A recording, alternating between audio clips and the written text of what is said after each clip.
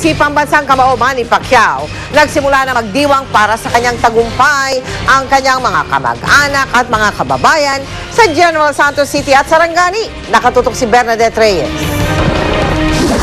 Umaga pa nasa beach na ang ama ni Manny na si Rosalio, kasama ang iba pa nilang mga kamag-anak. Nagkantahan, sayawan at kainan.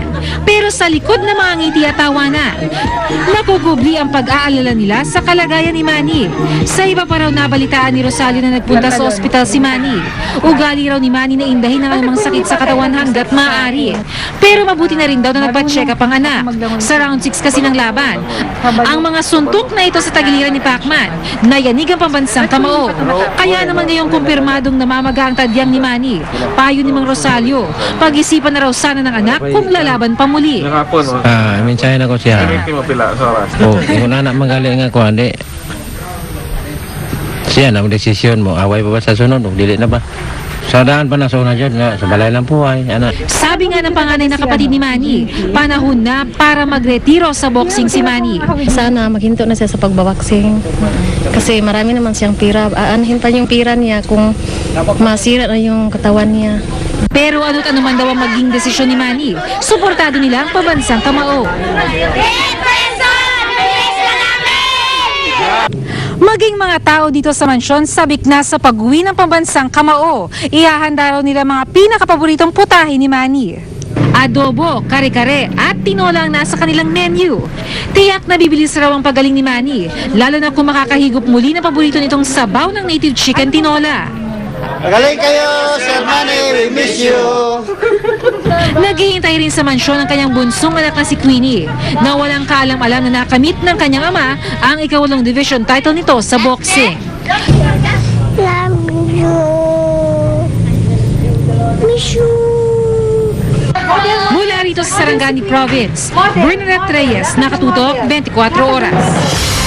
Mga kapuso, wala pong kaduda-duda na hari ng mundo ng boxing ngayon ang ating pambansang kamaong si Manny Pacquiao, pero kapalit ng karangalan na yan ay ang parusa sa kanyang katawan. Panahon na nga ba para magretiro si Pacman? Pag-usapan, narito pong pagtutok ni Mark Zambrano. The greatest ang taguri ng mundo kay Muhammad Ali noong dekada 60. Pero sa mata ngayon ng marami, si Congressman Manny Pacquiao na ang may-ari ng titulong yon. This man will be considered the greatest fighter that ever lived. Si Pacquiao ngayon ang may hawak ng pinakamaraming titulo sa 8 weight divisions. Pero kapalit ng karangalan ay ang parusa sa katawan ng kampyon. Sa 15 taong pakikipaglaban ni Pacquiao, nakapagtala siya ng 52 panalo. 3 lang ang talo niya, habang 2 laban ang nauwi sa draw. Sa pagtaya ng website na www.compubox.com, tumanggap si Pacman ng mula 5,000 hanggang 6,000 suntok sa iba't ibang bahagi ng katawan sa sinabakan niyang mahigit sa 300 round. Kaya sa pag-amin ni Pacquiao na nasaktan siya ng husto sa laban kontra kay Antonio Margarito, marami ang nagtatanong, panahon na bang magretiro ang pound for pound king? Ayon sa boxing analyst na si Dennis Principe, ang kalakasan ng isang boksingero ay sa pagitan ng edad na 28 hanggang 32 years old. 32 years old na si Pacquiao sa Disyembre. Yung age factor, siguro at this time of his age, he's still in his prime. For one, I think we have to realize, we have to start thinking about accepting the fact that nandun na rin sa panahon na dapat isipin natin at tanggapin natin, na dapat na rin nating pagpahingahin. Probably 2011 yung kanyang last year.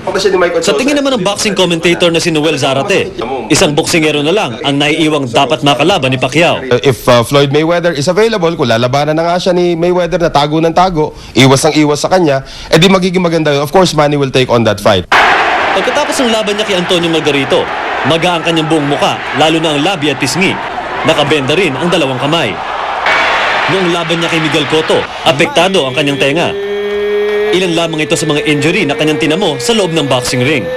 Kaya kung ang mga eksperto sa medisina ang tatanungin, ngayong nasa tugatog na siya ng tagumpay, ang kanyang kalusugan naman ang dapat unahin ni Pacman. Hindi natin magagawang zero yung risk ng boxing, because how can you tell a boxer na you knock somebody out but do it gently. Of course, may danger, no? Tignan niyo si Muhammad Ali o kaya kahit yung trainer niya mismo, si Freddie Roach, no?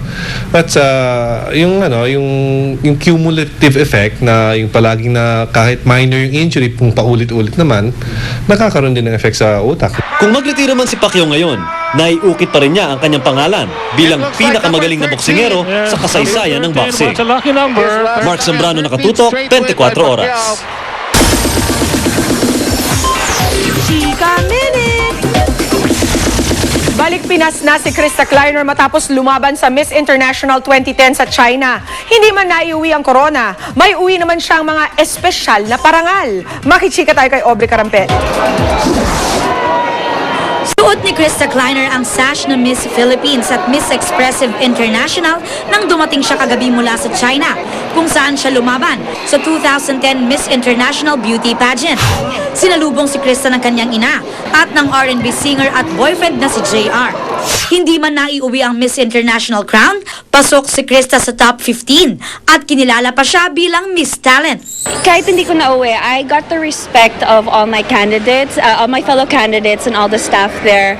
And you know what the judges are looking for, we can't control. Basta sa akin, I was approached by a lot of the other girls and they said, "You're our winner and you're our favorite, we love you." Ganun. So for me, that was worth more than the crown.